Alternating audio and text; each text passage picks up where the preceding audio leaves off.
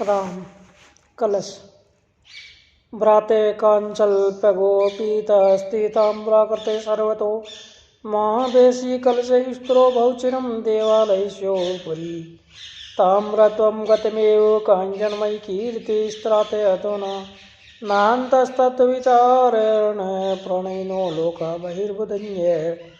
चारों ओर स्वर्ण के लेप से जिसका ताम्रपन ढक गया है, ऐसे है कलश तू डर मती, मंदिर पर तू चिरकाल स्थिर हो। तेरी कंचनमयी कीर्ति स्थिर होने के कारण तेरा ताम्रपन चला ही गया है, ऐसा समझ। भीतर के तत्व का विचार करने में जिनको प्रीति हुई है, ऐसे लोग बहिर्बुद्धि या केवल बाहर का देखने वाले नहीं होते, अर्थात लोग तेरा महत्व जानते हैं, इसीलिए तेरा मूल रूप प्रकट होगा, इसका भय मत रख।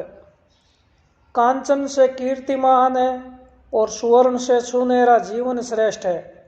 मंदिर के शिखर पर स्थित कलश वह कीर्ति और वैसा जीवन प्राप्त कर चुका है, अब उसे अपने बारे में हीन भाव रखने का कोई कारण नहीं है। छोटा मानव भी महान कार्य में निमित्त बना हो तो वह जीवन में महानता के शिखरों को प्राप्त कर सकता है। उसके बाद उसे छोटेपन का अनुभव नहीं करना चाहिए। उसे हीना भाव से दुखी बनने का कोई कारण नहीं है। प्रभु कार्य में निमित्त बने व्यक्ति को असली या नकली देखने की जरूरत नहीं है। राम जीवन की महिमा गाने वाला वाल्याकोली सुनहरे जीवन का महर्षि वाल्मीकि बन गया और राम के जीवन मंदिर के उन्नत शिखर पर स्वर्ण कलश के समान शोभायमान बना। उसका नाम इतिहास में अमर हुआ। उसकी कीर्ति ने अनेक कांचन किरीटों को निस्तेज बना दिया। उसकी वाणी में वेद का वैभव और स्वर में कोयल का माधुर्य स्वयं ही आकर रहा। हमारे पूर्वज जीवन में भावना को प्रधानता देते थे। भावपूर्ण जीवन अर्थात भारतीय जीवन। भावना के बदले ही जीवन का व्यवहार बदल जाता है। पत्थर को सिंदूर लगाते ही भावना बदल जाती है और वह पत्थर हनुमान बन जाता है। भावना यानी जीवन और भाव शून्यता यानी मृत्यु। देवी तीर्थ द्विजय मंत्रे देवज्ञ भेषजय गुरु यादृशी भावना से सिद्धिर भवती तादृशी। हमारे पूर्वज सूर्य को सिर्फ जड़ का गोला नहीं किंतु देवता समझकर उसकी उपासना करते थे। वरुण को सिर्फ पर्जन्य नहीं अपितु देवता समझकर उसका पूजन करते थे और कलश वरुण पूजा का प्रतीक है।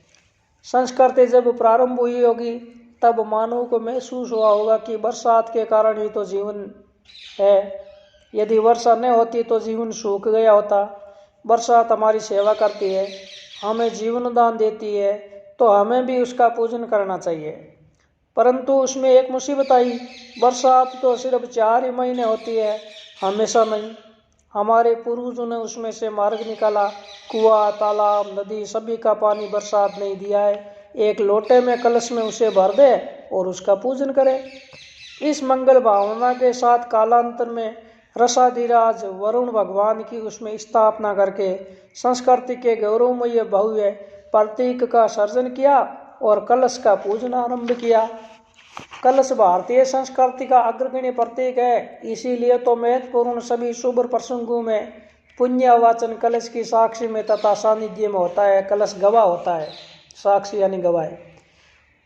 प्रत्येक शुभ प्रसंग या कार्य के आरंभ में जिस तरह विघ्नकर्ता गणपति की पूजा की जाती है, उसी तरह कलश की भी पूजा होती है। देव पूजा के स्थान पर कलश को अग्र स्थान प्राप्त होता है। पहले इसका पूजन, फिर इसे नमस्कार और बाद में विघ्नहर्ता गणपति को नमस्कार। ऐसा प्राधान्य प्राप्त कलश और उसके पूजन के पीछे अति सुंदर भाव छिपा हुआ है। स्वस्ति का चिन्ह अंकित करते ही जिस तरह सूर्य आकर उस पर आसन स्थित होता है, उसी तरह कलश को सजाते ही वरुण देव उसमें विराजमान होते हैं। जो संबंध कमल सूर्य का है वही संबंध वरुण का है, कलश के वरुण का है। स्वस्ति के बारे में भी आगे बताऊंगा मैं अगले वीडियो में। वास्तव में कलश यानी लोटे में भरा हुआ या घड़े में भरा हुआ साधारण जल, परंतु कलश की स्थापना के बाद उसके पूजन के बाद वह जल सामान्य जल न रहकर दिव्य और ओजस्वी सभी तीर्थों के समान वो जल बन जाता है। तत्व आयामी ब्राह्मण वदमानस्तदः शास्त्रे यजमानो हवीर्भवि अलेन्मानो वर्णवज्युरुसम्माने आयुप्रमोसी। हे वरुण देव, तुम्हें नमस्कार करके मैं तुम्हारे पास आता हूँ। यज्ञ में आहुति देने वाले की तुम्हारी याचना करता हूँ कि तुम हम पर नाराज मत होना, हमारी उम्र कम नहीं करना। आदि देविक वैदिक दिव्य मंत्रों से भगवान वरुण का आह्वान करके उनकी प्रस्थापना की जाती है और उस दिव्य जल का अंग पर अभिषेक करके रक्षा के लिए प्रार्थना की जाती है। कलश पूजन की प्रार्थना के श्लोक भी बहुत ही भावपूर्ण है। उसकी प्रार्थना के बाद वह कलश केवल कलश नहीं रहता है, किंतु उसमें पिंड ब्रह्मांड की व्यापकता आ जाती है। पूरा ब्रह्मांड, सभी नदियाँ, चारों वेद, धरती, पृथ्वी, अंतरिक्ष, सारे उसमें कलश के अंदर, सभी नदियाँ, सभी उसके अंदर आ जाते हैं। अब उसके मंत्र है, कलश से मुखे विष्णु कंठे रुद्रे समाश्रित है, मूले तत्र स्थितो ब्रह्म मध्य महात्रगण स्मरता, कुक्षोतु सागरा सर्वे सप्तदीपा वसुंधरा, ऋग्वेदो अथ यजुर्वेदे सामवेदो अथर्वर्ण, अंगश्च सहिता सर्वे कलशंतु समाश्रिता, अत्र गायत्री सावित्री शांति पुष्टिकृतता, आयान्तु मम शान्त्यर्थ दूरतक्षे कारका, मम सर्वे समुद्रा सर्वतीर्थानि जलदा नद्यः, आयान्तु मम शान्त्यर्थम दूरतक्षय कारका।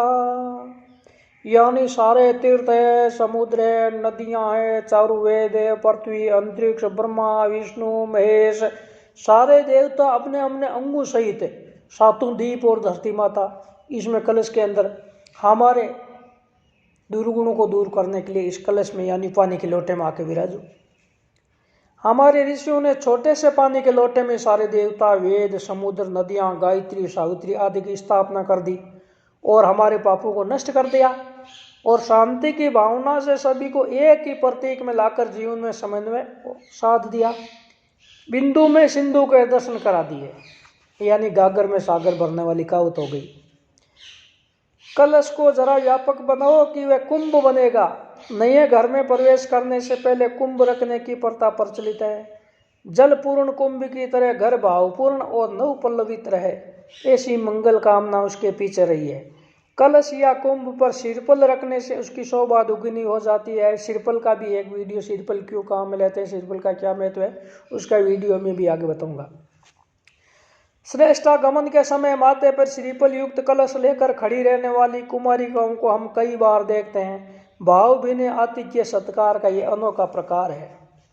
गुजरात में नवरात्रि के प्रसंग पर खेले जाने वाला गरबा कलश या कुंभ का ये एक स्वरूप है। गरबा सजल होने के बजाय सतेज होता है। स्थापत्य शास्त्र में भी कलश का अनोखा महत्व है। मंदिर आया कि कलश होगा ही, यानी कलश यानी अंतिम लक्ष्य, पूर्णता का प्रतीक है। भगवान के दर्शन करके भी यदि कलश के दर्शन नहीं किए तो दर्शन अपूर्ण माना जाता है। ज्ञानेश्वर ने गीता को मंदिर और अंतिम अध्याय को कलशाध्याय कहा है। कलश मानव देह का प्रतीक है। शरीर पवित्र है, सुंदर है, दर्शनीय, लेकिन कब तक? जब तक जीवन रूपी जल और प्राणात्मक ज्योति उसमें है। निष्णांत शरीर मूर्तिहीन मंदिर है। कलश का जल जिस तरह विशाल जल राशि का अंश है, उसी तरह देह रूपी कलश में भी बसा हुआ जीवात्मा भी व्यापक चैतन्य का एक ही अंश है। देह रूपी घट में स्थित जल रूपी जीवात्मा का घट फूटते ही यदि बाहर के विशाल जलराशि स्वरूप चैतन्य प्रवाह में मिल गया तो वे उसके जीवन की इति तर्कता है। यानी हमारे ये जीवात्मा रूपी घड़ा है, ये फूटते ही हम कुछ नहीं है। इसी प्रकार की मुक्ति ही मानव की परम उच्च सिद्धि है। उसके जीवन मंदिर का कलश है, पूर्णता की अनुभूति के प्रतीक। इस कलश के सार्थक दर्शन करके हम भी पूर्ण बने, यही अभिलाषा यह है कलश का महत्व है।